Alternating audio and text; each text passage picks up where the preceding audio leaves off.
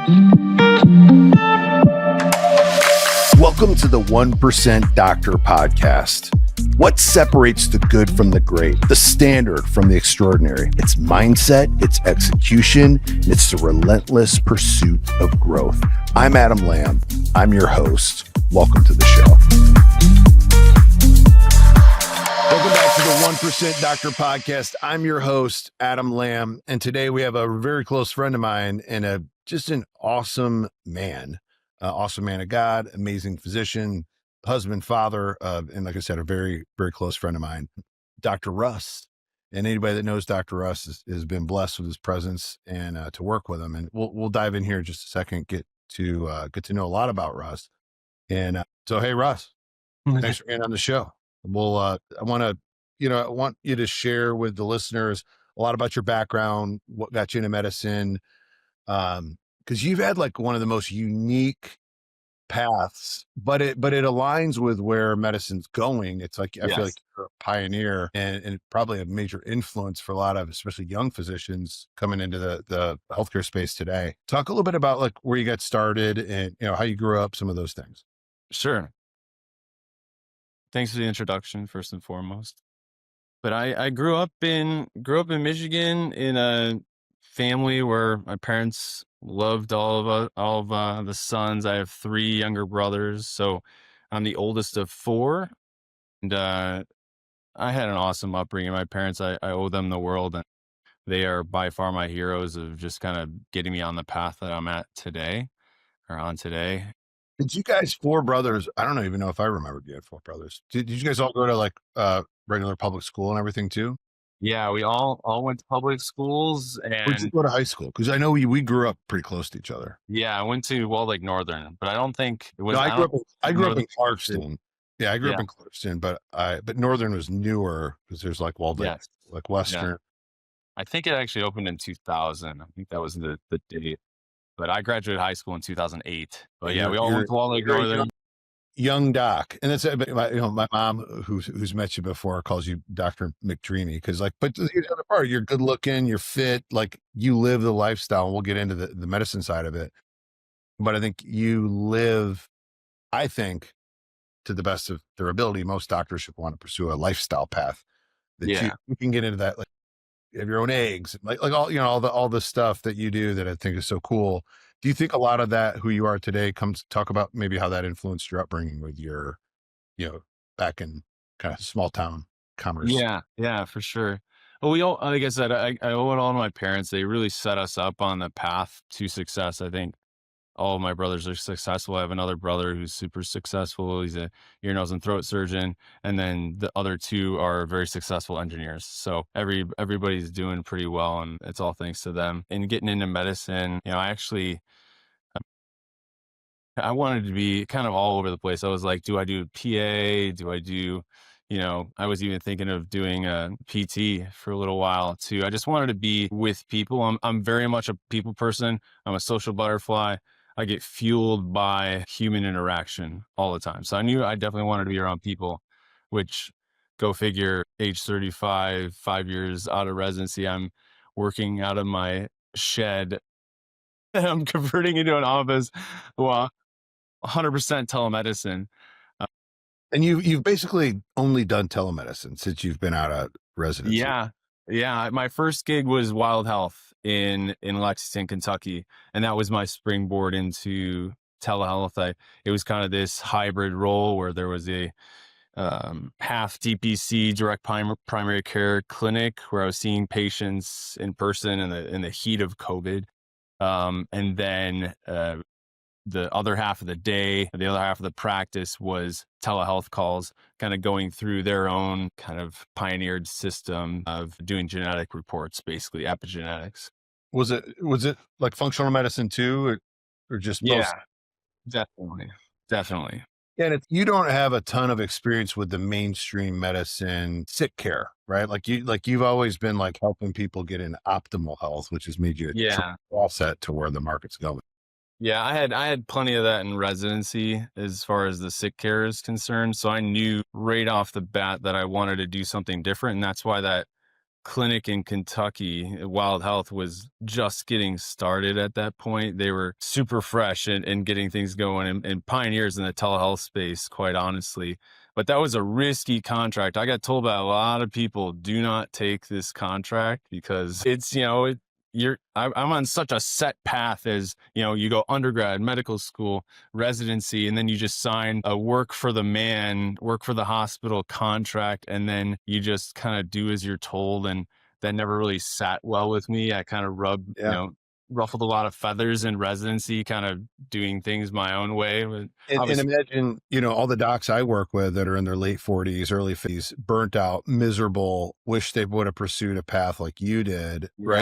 yeah, I'm thinking it's too late, which it's not. It just takes time to turn that thing around. Went down the path that 99.9% of your peers would have been like, dude, you're crazy. What are you thinking? But yeah, fast forward, like, look at the freedom you have and your ability to help people like exactly how you like to follow yes, some, yes. program of a hospital system or something like that. Yeah. And this is honestly where my faith in God just comes into play so much, because at that time, at Wild Health, they were transitioning over to 100% telehealth. And the job I took a year and a half ago, like the signed contract I took a year and a half ago, went from my bread and butter, seeing people. I'm a DO too, so I was cracking necks and backs and doing OMT. I was big fan of fixing people's headaches and neck pain and whatnot. And I went from a hands-on using my stethoscope to, hey, now you're transitioning 100% telehealth. And I freaked out, to be honest. I was like, no, I didn't sign up for this. Like, this was supposed to be a hybrid. So it was a pretty low spot in my life where I was, how do I seek lawyers? Like, do I have to do this? Cause I'm like, no, I got to pay, if I'm planning on quitting this job. Now I got to pay for these, licenses that I got. And Because it was, how many it was, licenses did you have at the time? I mean, you went and got, that's the other part too, that was, you yeah, were one of the all, first guys I knew that had all 50 state licensing, right? Because I'd been in telehealth since 2012 and yeah, we had to find, I mean, it was hard to rustle up a bunch of docs to have the licenses. And I remember when you and I crossed paths many years ago and yeah, had all 50 state, you were one guy, yeah. all 50 states. And what a tremendous asset that is. It's an incredible asset. And I was actually just talking to we were at a Wednesday night kind of Bible study that we do with our friends here in Arkansas. But I was telling them about, have you ever signed like a mortgage? It's like you get hand fatigue after signing all the signatures. I signed a stack of papers that was 2-3 inches thick. I had ink all over my fingerprint, like doing all the fingerprints, and I was able to sign all the contracts like in an hour and a half.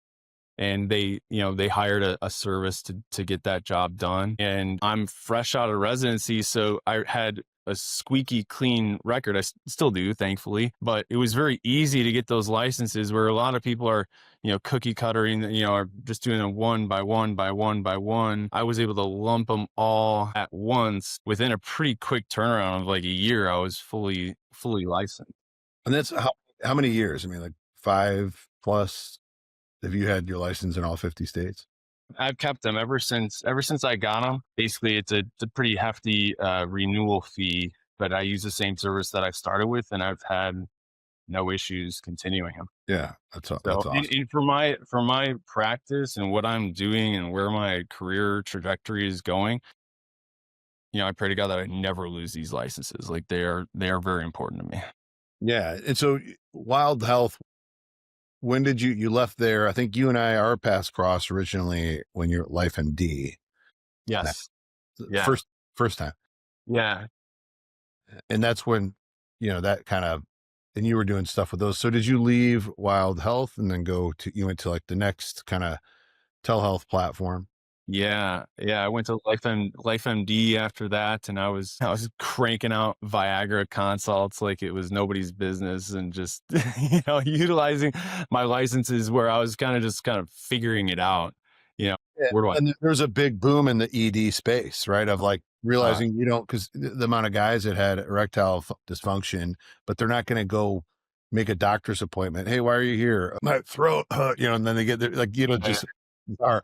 And then it's like to be able to just go online and click, Awesome. submit a health history, have a doc, get that taken care of. Marriages get saved because of that stuff. People think they don't see the other side. They see the dark side of it, but I think there's a light side of it of guys getting their confidence back, guys getting their marriages, you know, Yeah. right. Well, So then fast forward now, I'm prescribing Tadalafil all the time for guys, regardless if they have, sexual dysfunction, erectile dysfunction at all. yeah, I mean, daily low dose tadalafil is one of the healthiest medications. A guy, I'm 46, I take it, and I remember when I first got it, my wife's like, "What are you doing with that?" Because it's probably 5 years ago, and I was like, "Not the same, right? It's a lowered, it's a low dose, right? Almost, I don't. The word microdosing is probably overused. A low dose Yeah. of it, but taking daily low dose tadalafil helps with blood flow. I mean, it can Yeah. help energy, blood pressure, all these BPH, so you don't have to get up in the middle of the night to go to the bathroom, like all of these prostate protectant, so many different things that it does from a health standpoint versus the erectile issue. And then I tell guys, I'm like, hey, and also it can help you a little more thunder down under when, Yeah. bedroom time with your Yeah. wife. So it's like, Yes. it's a win, win, win, win, win. Right. Yeah. It And is a those are, win-win drug. a mainstream medicine that's being adjusted now for better care for people. Yeah, absolutely. I love it. I prescribe it all the time. So yeah, I was cranking out Viagra, Cialis prescriptions for a while. I didn't love it. It was paying the bills. And then I think that's when you fast forward. I remember chatting with you about, hey, there's this company called Life Force, and we should get involved. And Yeah. Yeah. I've been there for 4 years. It's been great. Yeah, yeah. Wow, 4 years. Yeah, because I remember, Tony reached out to me interested in life first, and we knew you with all the licenses, and that came like first deals we got to do together. That's 4 years. That's crazy. And and then that moved more into the functional medicine stuff, right? Where you're doing more Yeah. on hormone optimization, blood work, helping people basically become the healthiest version of themselves versus again, which most medicine is helping people that are sick, right? Exactly. So that I think Life Force is a wonderful company. It's a really well-rounded functional health platform where you can do a lot of good for people. So we have access to hormones and peptides and nutraceuticals, and it's good follow-up. I've made some incredible relationships with people over the last 4 years working at Life Force, and they're Tony Robbins followers too. So driven, do what you tell them to do, hate the word average. That's kind of what one of my phrases I use a lot. I'm like, I hate the word average. I'm pretty sure you do too. And they're always like, yeah, yeah. I'm like, well, Yeah, then those are don't great. be average. Yeah, they're not quick fix people. Their mindset is like they know the work that has to be done. They know that there's accountability. Well, there's no silver bullet, but they're Yes, looking it's like, well, if I'm putting in all the effort, I know I need to put in effort. I want to position my body to be in my chemistry, my biology to be in the position to take advantage of it as much as possible. Right. And so when your body, people don't understand, like when your health is optimal, sometimes people see food that I eat or, like, oh, you must go to the gym 2 hours. No, I go like 3 days a week for like, because when your body's optimal, that your results are just so much more impactful. They come so much easier. I mean, when you've done it more consistently a long time, it's easier to maintain. That's the hack too, is maintaining is way easier when everything's functioning properly.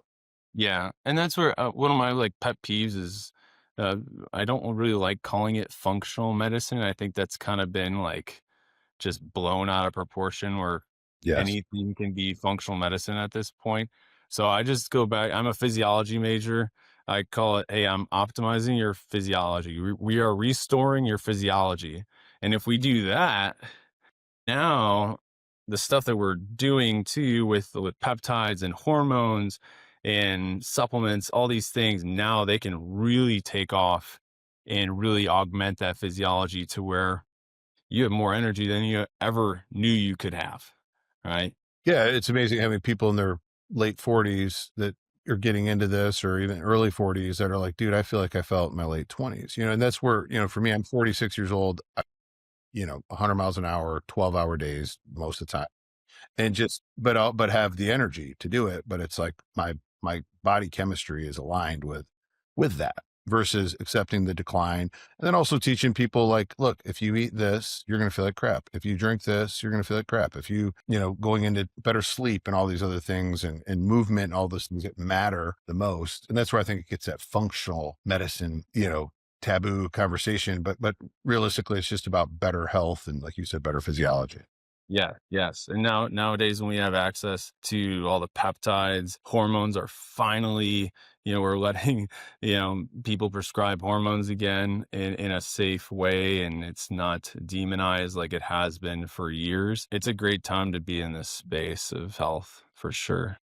And you've had the chance to just work with, so many different companies, so many different platforms. You consult for a lot of platforms. I know that you and I have looked at numerous deals together. So your experience is, like, in my opinion, pretty untouched compared to most people out there in the space. And then you've even kind of created your own, like, inner circle option, like, to work directly with you. Now you've kind of got it. You've gone through this stuff. You've been doing this a long time. You've helped a lot of the best people become the best version of themselves. Talk a little bit about your kind of newest venture. Yes. So the newest venture is called Black Sheep Health, and it's you work with me.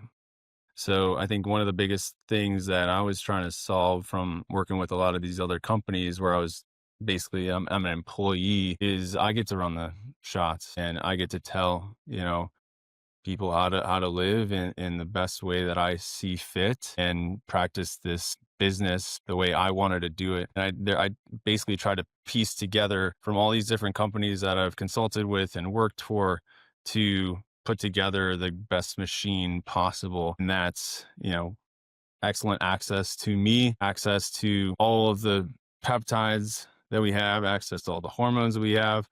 I got my own supplement line started. So I, sought out the best supplement company that I could find and white labeled with them. And the diagnostic resources, all those kind Oh of things. yeah. And that's the other thing. Like a lot of these companies are limited on what you can get. Yeah, Right. it's like really not cookie cutter, some, but some are like, not as much. It's like, think of it like a small menu that a restaurant would have, right? Versus like Yes. working one-on-one with you is like, it's like whatever you need, Yes. Dr. Russ can help you out with, right? And we're going to figure out what you need and we're going to be able to offer you whatever you need. And I think Yes. also the part for you is, again, we can go back to the one extreme of the ED space where it's like, just hundreds of guys a day that just want Viagra, right? Well, that person, someone like you who cares about head to toe, part of their health, right? All aspects of it, you being maybe hungry to help lead them. And they're like, I don't care. I just want my boner meds, right? They don't care about that. That's what they're asking. And where you're looking at, like, and I know, because it's the same way thing for me is I want to work with people that, like, wanted to get better, that people wanted, personal development. They want to get in their health in peak state, and they're accomplishing goals, and they want to, like, get their marriage on fire. Like, they're just, people that are just really serious about going all in on their future. And, longevity is probably a word that's overused as well, or a term, but those are the kind of people. And so I think your ideal patient for Black Sheep Health is someone who, like high performer, like, really values their health at a level that you would call maybe a top 1% type person. And they're looking to be able to have everything taken care of that Yeah. it might need, and have that concierge doctor experience. Or a person that finally came to the realization that they should have been taking care of their health a long time ago and is in their 30s, 40s, 50s, 60s. It doesn't matter to me. I just want you to want to get healthy. And I don't care where you're starting from. I see people that are extremely obese to high level athletes that, are looking for a small margin of improvement, but they'll take anything. Yeah, and that's good. And I think, like, imagine, I've been a serial entrepreneur. Fortunately, my health, I've always been in the health space, so I've done a pretty decent job of taking care of myself. But there's a lot of those guys, right? Like those, like a tech founder, a business a person that's just like they're grinding the last 5 years straight, building this multi-million-dollar company, but they've let their health go, right? And then you Yeah. got to have those pep talks. It's like, hey, congratulations, you're gonna have a heart attack in 5 years, and all that money you made, and that hot wife you got, and those kids, and that house you built, she's going to remarry some other dude that's been working out every day and taking care of his health. How do you feel? I've said that to guys, and all of a sudden they're like, Well, I'm like, dude, that's the truth. I'm like, what do you think? Your hot wife is just gonna like be single the rest? No, dude, Yeah, you get in shape. You got to get your. And so some of these guys, whatever it takes, to get motivated, but because they've really dominated one domain, which is a lot of times it's money or built a company or business, sure. but they totally slacked on their health domain. And look, man, when you don't have your health, you got nothing. You got nothing. And that's been a big, a personal endeavor for me is just why am I here? Like, why am I here on this planet? Do we just live and then die and then go into the ground and your life is just insignificant because the world keeps turning the next day, Right. whether you're here or not? And, just being a follower of Jesus, I know that there's something bigger out there, and I feel that kind of fire within me just brewing and brewing to get something going where, hey, I want to help people and I want to do this in a way that honors God. That's something I try to do every single day is just honor God with the way you talk to your wife, the way you treat your kids, the foods, the liquids, the sustenance you put in your body. You're either honoring God or you're not. Yeah, I always joked it's like praying about a meal. Like some people, I'm like, you're asking God to bless that Kentucky Fried Chicken with gravy and biscuit. I'm like, you know, it's funny, but it's a joke, but somewhat Yeah, serious of a reminder. it is. I think that's great, and I think that people should do that in general. You and I are the same way. But do you think that that helps you align more with the mission? And one of my philosophies, and tell me if you share this somewhat, is the biggest challenge I think we have is we have a consumption problem. We're always looking to consume something to fill something versus create, right? We're made in the image of God. He is our creator. And because we're made in the image of God, we're called to create. And so I'm creating, right? And even if it's you or helping to build somebody up from where they were, right? Like you said, they're obese and unhealthy and you're transforming them. And then the ripple effect of that, of like their children getting to see that transformation in mom or dad, Mm. and that puts them in, like that's I grew up, my family's all overweight, all unhealthy, ate terrible. And I was like, I'm not having it. I want to look like Schwarzenegger and Stallone, like when I was a kid.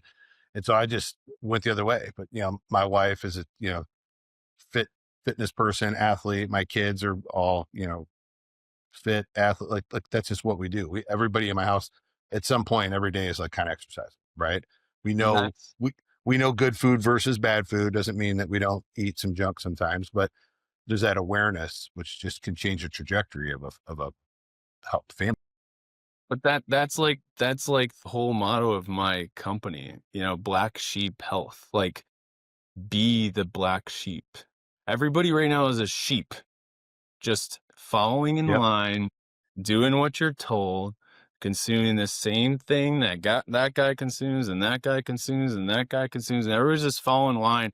And I don't want to be out of line of where that's going because I can see it, and it's not healthy. It doesn't honor God. At the end of the day, social media and consuming all this junk food and sitting on your butt all day and not being outside in the sunshine and getting your bare feet in the grass, like that is what it's all about. And at the And end of that's the how day, we were designed. We were designed that way.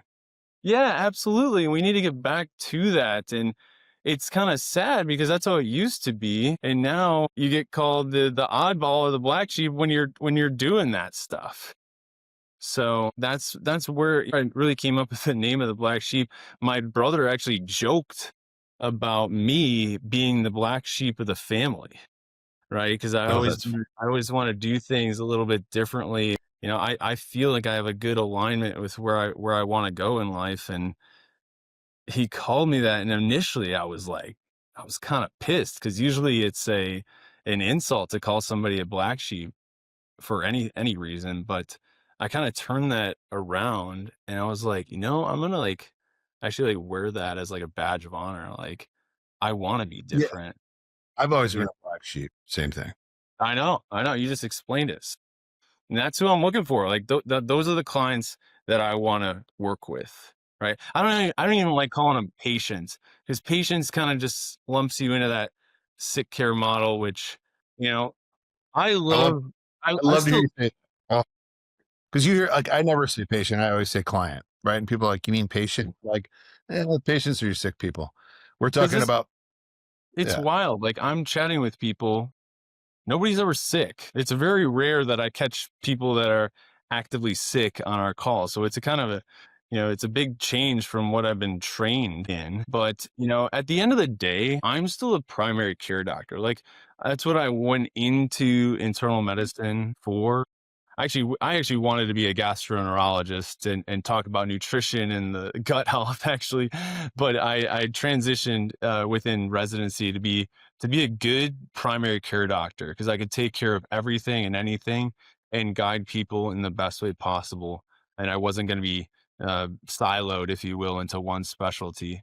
But I still have a ton of respect for primary care doctors out there. I'm personally identify as a primary care doctor because you have to take care of somebody as a whole and you got to look at everything. We're not just doing like all this optimization stuff. That's what everybody wants. They want the cherry on top. I'm going to Mhm. meet you where you're at and we're going to do the whole primary care approach.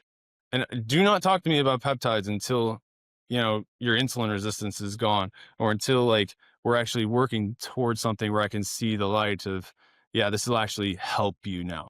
But still got to do the primary care stuff right because that's at the end of the day, I am a physician and I want to take care of people and people are relying on me a lot of times they are not seeing their primary doc and just seeing me. I have to be on my best. Got to put on my best doctor hat or white coat. I don't even own a white coat anymore, but it's still part of the process. Yeah, and I think, you probably can relate to this. I always said, even going into when I first got into the space back in 2012, of like, look, man, if you're 50 pounds overweight, you're eating, lunch at a gas station or a drive through every day, you're sucking down 6 beers every night, we're probably not going to be a good fit. Go join a Tony Robbins, seminar, get some books, get fired up, get motivated, and then come back. We're going to turn you into a weapon. Um, Yes. and that was kind of, because some guys, I was in the testosterone space early and people come, yeah, we'll get a testosterone. I'm like, what's it going to solve for you? Just going to get ripped and, have a lot of energy. I'm like, no, dude, you still eat like crap. You don't move. Like it doesn't work that way. Testosterone. And that's, I think, even looking into like steroids and doping for athletes, like all it does is speeds up your recovery from a physical performance. But if you're not doing anything to recover from, like, and I'm talking about a late night drinking, Right. it's not going to do anything for you. It's just going to hurt you. And so I think that people miss that. So it's like what you're talking about is we got to create better behaviors Yes. and focused on, a lifestyle change. And then as we optimize the effort you put into that change, then you really get a lot of the benefits, like you said, like peptides and these other things. Yes. Yes. They actually do what they're supposed to do. I mean, I feel that way 100% about testosterone, the popular one of where people are not making any lifestyle changes, but taking the drug is like Ozempic, right? So Wegovy, Ozempic, Zepbound, semaglutide, tirzepatide. People are dropping weight, but they're not changing anything, and they're gonna find out later that that was a really bad idea because they've lost all their fat, yeah, but they also lost their muscle mass. They're probably gonna be a high risk osteoporosis candidate. Math. You're gonna be calling up a plastic surgeon too to get rid of all the droopy skin that you've got too. So there's Right. Well, and the other part too is if you haven't, some of the people that they still figure out how to eat a lot of they still their nutrition hasn't yeah, changed, right? So they might be eating less by force, but they're still forcing as much down as they still can.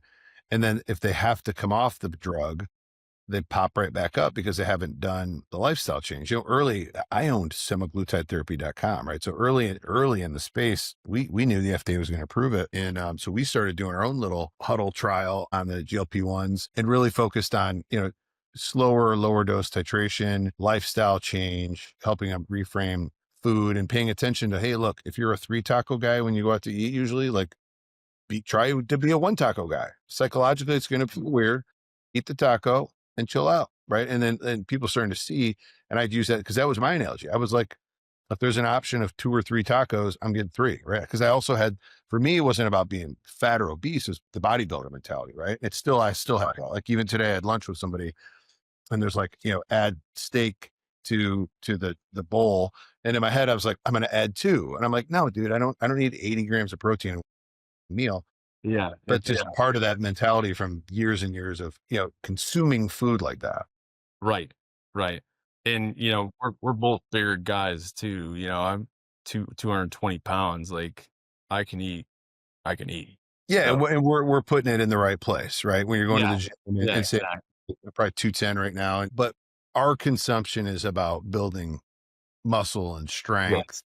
versus someone else's consumption. The problem we have in this country is about filling your gut and feeling that getting that dopamine spike from Yeah. all right, which is The huge problem with GLPs is that people are losing muscle mass, and that if I could put it like if I could just put one thing that I would want to have for every single patient, it would be put on muscle mass, because that is going to trickle down and take care of so many different things. Insulin resistance, mitochondrial health, obviously body composition, decreasing your inflammatory markers, because now you have basically a machine inside your body, that an engine that sucks all that energy and utilizes it in the right places. And now you throw on a GLP and nobody's working out or getting their protein in, and they're sarcopenic, which is the opposite of muscle mass gain. It's low muscle mass. You can make an argument that they could be just as unhealthy that skinny as they were obese. I think you can make a strong yeah, argument for we that. like this the skinny fat's the layman term for it. But yeah, because you're weak and that's muscle's what keeps you strong as you age. And that's what I'm saying is like instead of eating, hey, you could do this, small portion of rice and some grilled chicken, but instead of eating a full pizza, now they're just eating 2 slices of pizza, right? They didn't change the food, they just changed the quantity. And now look, lower calories is better, but when you're eating, especially in America, all this processed junk and you're not getting, I'm not like a big macros guy, but when you're not hitting the right numbers that you need for your body to grow and you're not exercising either. They're not working out, they're not building muscle. You're literally just deteriorating. Your You your are body was probably stronger when you're overweight because at least it had something heavier to carry around. there. Right? Some overweight people are super strong because it's like, dude, they've been carrying 350-pound frame, like just their arm, their shoulders are strong because they're just raising their arm up is way Yeah, harder than someone smaller, right? And so absolutely. now they're losing that muscle that was built supporting their overweight, obese, heavy fat body. And now they just are a smaller, weaker version, which makes them more susceptible to injury and other issues. And that's one of the reasons, like, one of the beauties, or I guess I should say one of the luxuries of doing what I do that a lot of other primary care doctors don't have is time. I have more time with my patients, sometimes more, I schedule more than we need. Sometimes we're just shooting it for a few minutes just to build rapport and just catching up. And I think that's why I've had such good relationships with people, because I can almost be, not a friend to them because I'm still their doctor, but I can get to know them. And the point I'm trying to Yeah, make here, right. Like you're a regular guy here in a black t-shirt, you got a cross on your neck, long hair, good looking, uh, good smile.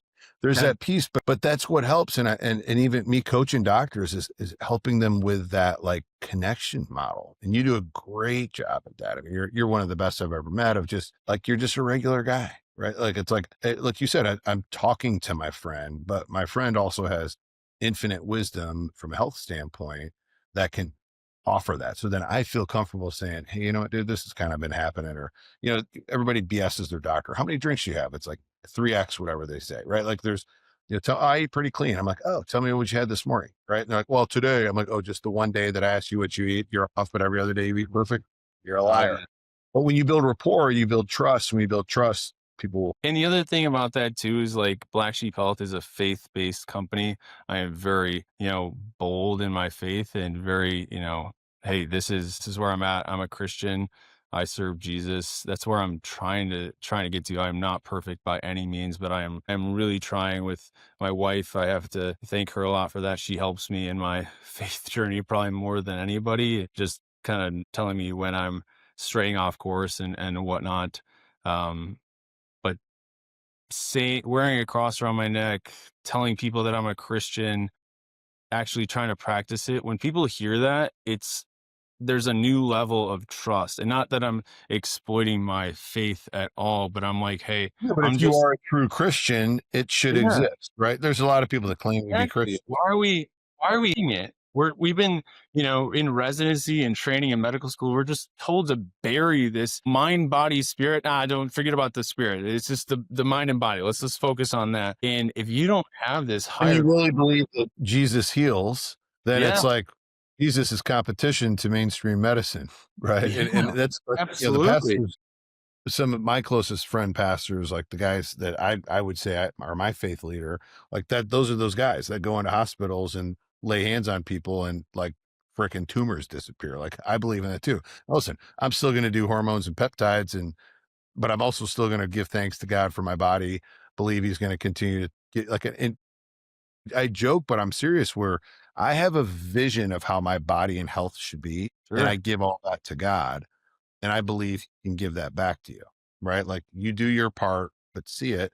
And I think some people, the problem is that all they see is the defeated, overweight, broken down, busted version of their body. And if they had the faith to believe that God can deliver them from that and transform them from that, along with some discipline and hard work, because faith without works is dead, right? So if I'm unwilling to do the work, then it's saying that I don't have the faith to believe that God can actually deliver that stuff. So there's still a part that you have to do. And I think it's awesome. I love hearing you talk about that. And I think there's more physicians, especially I'm a wide open, bold guy about my faith, right? And so I'm blessed to hear a lot of those physicians you wouldn't know because they would talk about it, not by their behavior, that are Christians too. And I think I really got to put on my heart, which is what, the 1% doctors is is also about connecting physicians back to their faith, because I think that your power to heal and help people, just like Jesus did, is given all the glory to God.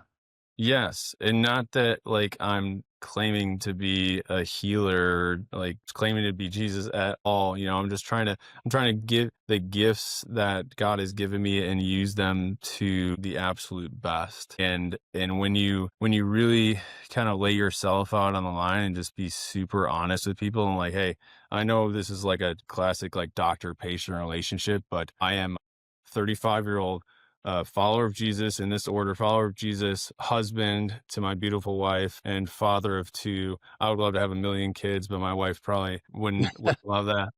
But I absolutely love my family, and I love living this life. It's been blessed beyond think possible. But when you lay yourself on the line, people are much more likely to open up to you.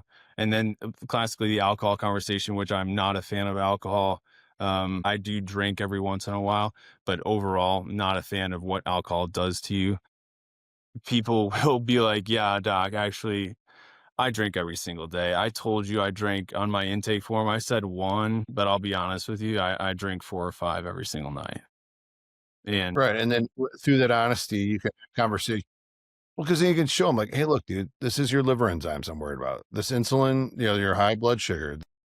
Like, and they start seeing like this is actually affecting you way. I mean, obviously there's other areas it's affecting you, hydration and lack of motivation and some other potential risks that go along with alcohol. But when you can start showing them where it's physically harming their body and yes, cognitive decline, and you can look at a genetic profile and say, hey, look, dude, you have a genetic disposition for dementia or Alzheimer's or something like that. And like, you're going to speed those 4 drinks a night. You're going to get there 10 years faster than if you stop those. And if we do some proactive stuff and maybe never have to deal with it. And yeah, so it's like, people don't realize how much that stuff can be, but working with someone like you can help them uncover that. It's like, I know 4 drinks a night is bad. Everybody knows that. But if I don't if I don't have enough information to get me to transform or consider transforming to a new, so because I had the revelation, like this thing's bad for you. I want to have this cognitive. I just talked to my great uncle last night, 92 years old, still freaking dude could day trade still. I mean, like he's crazy smart, crazy. That's a whole nother podcast to talk about him. But like, I want that life, right? I don't want to be not knowing my name at 70 years old but yeah, it's like, man, sure got after those cocktails in my 30s and 40s. Like, come on, yes. you So give them many, one. so many people became alcoholics after COVID because that was one of the only things that people were doing was just drinking. Still to this day, right? It's 2025, end of 2025. People are like, well, ever since COVID, I'm like, dude, that was like 4 or 5 years ago That's like half now. a decade ago. Like you need to that was a phase, right? And now you got to get back into the real world, and you're just trading tomorrow for the right now, because your tomorrow is shot when you drink alcohol. You're not going to sleep well. You're not going to be your best self. And your right now is a lie, right? Like that's the part. Like alcohol is a liar. Like you're literally consuming a poison to believe a It's a false poison. poison to believe a false reality about your current situation, which only to be even more depressed or anxious tomorrow, because the reality is that you had a high of from a chemical that allowed you to let it go, and then you woke up tomorrow with the stress and anxiety because you didn't deal with it, and now you're back in it. Now you're tired, you're dehydrated, your brain foggy, you feel worse. And that's why I quit alcohol. Like, man, I don't need it. And again, I don't demonize it. My wife is a glass of wine most nights gal, sometimes two in a rare occasion, but that's about it. And it, whatever, it works for her. But I just, for me and for anybody who's really going after optimal health, needs to second guess Yeah, alcohol maybe consumption. I need to have a conversation with your wife. No, I'm Talk. kidding. I'm just a little. But yeah, I do think, at the end of the day, alcohol is toxic. We have to call it for what it is. And is it harming you or helping you? And there's a lot of different personalities out there. There is your addictive personality prototype, where they cannot look at it, they can't be around it, they can't smell it, you know, they just have to be completely absent. Well, and that's my relationship with it. Like I don't do anything a little bit, right? So it's like if we're going drinking, we're drinking, right? And so like otherwise, like having a beer, I was like, that's no fun. It tastes like crap. It makes me bloated. Let's get after it or not do it at all. And that's where I realized, I was like, alcohol's not good. I'll stick to like entrepreneur, building businesses, coaching people, leading people, sharing the gospel. Like, and that's other things. So it's like became a Christian, and now, same, I don't do anything a little. We have Monday night Bible study or Monday at my house with 60 people, Monday morning virtual Bible study. Tuesday morning, I did all guys Bible study, church Sunday, like speaking at, I'd spoken at Christian school Wednesday. So it's like go all in for the Lord. Right. And there's the part I think for me of like living the life of having fun and drinking. And again, that was my crutch. I was still like fit and working out and doing those things and eating clean. And so I get it, but then removing it, I don't miss that. Like there's not one day of my life goes by where I'm like, ah, man, wouldn't mind having some drinks. And even if I did thought like, yeah, I know what it feels like to suck down a nice scotch, but it's like a lie, right? It's like paying a prostitute to be your girlfriend for the night. Like, dude, it's not real. It's a hooker, right? And so you're just shooting. And I think there's a big difference too on people's mentality around drinking. Like for me, I'm kind of the opposite of you. Not that I don't like to go all in on things, but when it comes to alcohol, like I know that if I have a beer, my stomach just comes out to here. It happens every single time. But for me, like I said, my first job was in Lexington. Like I've been ruined by the whole bourbon scene. So I have a really nice collection of bourbon, and I love to like give people just a little bit like neat. If you're coming to my house, you're drinking bourbon neat. Okay. I'm not putting ice in my couple $100 bottle of bourbon. Okay. You're gonna enjoy this. But it's not, the mentality is like I'm sipping this with the people that I love, and I have no intention of getting buzzed or getting drunk. Right. It is such a minimal amount where I can actually appreciate the craftsmanship that went into making that perfect bourbon. I So love that. I think we'll end it on that. We'll cheers to that, to a great podcast and a great yes, conversation. And thank you for your friendship yeah, and for you as all well. the stuff we've done together and different companies and different deals, my own health and all these things. And I think let's remind the audience, what's the best way if they're interested to find out more about working directly with you one-on-one at Black Sheep. Tell them where do they go? How do they do that? Yeah, the website is blacksheephealth.com, and it's right there on the website. Apply to be a client. That's going to take you through the whole process and give me all the information that I need to see you. The first call that I do with everybody is I call it a discovery call, where I'm just going to chat with you. We're not going to go through medical information. I'm just going to chat with you and see, honestly, like I'm interviewing you as much as you're interviewing me. I don't want to take you on as a client if I don't think that you're willing to do this type of medicine, and not to be elitist by any means, but like, hey, this is my business and I want to run it. I want to see people that are motivated and really want to see their health get to the next level. So anyway, we have a half-hour call to get things rolling. And then, yeah, after that, I have a membership model to work with me, and everything is all set up to where we have access to anything and everything. But I have my own protocols in place that you follow this path, there's no way you're not going to end up on the other side incredibly healthy and way different than when you started.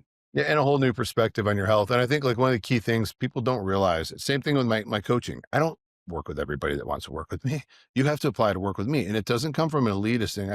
I need to know that we're going to make progress, right? I need to that there's an opportunity there. You want to grow, you want to go, you want to, become this best version, whether it's your business, yourself. And I think for you and for people listening, like if that's you, if you're like, yeah, dude, whatever it takes, I'm all in. I want that, right? Then it's like, then apply. But if you're looking for someone to just chat with, sometimes you're not going to do the work every day, 30 days, 60 days, 90 days goes by, nothing's really changed. And you think you're some weird anomaly. No, you're not disciplined. You're probably not the right person. And so if you think you're ready for massive investment in your health and your future and how you represent your family and everything like that, people should reach out to Black Sheep Health. And all that information we'll put in the show notes for this too. So anybody that wants to, they can grab that. So any last minute words, Russ, before we hop? My favorite word on the planet is intentional, and be intentional with everything you do. And that's why, part of my slogan in Black Sheep Health is intentionally different, intentionally better. So that's where I want to. I love that. Well, and I love everything you do. And you're very intentional with your focus on everything from being a physician to a husband to a father and a friend and definitely a big time man of God. So I applaud you for that. Grateful to have you on the show. My name's Adam Lamb. I'm the host of the 1% Doctor podcast with our guest, Dr. Russ, my good friend, man of God, powerhouse. Please like, share, follow our podcast. Stay tuned for more. Every week we drop a new podcast out here with some of the most amazing doctors around the world. Thank you for joining. Have a blessed day. Thanks so much for tuning in to this episode of the 1% Doctor. Please be sure to subscribe to the show where you're able to consume more podcasts, get more value, and learn more about doctors potentially just like you. Please tell a friend, review the show, and we'll see you in the next episode.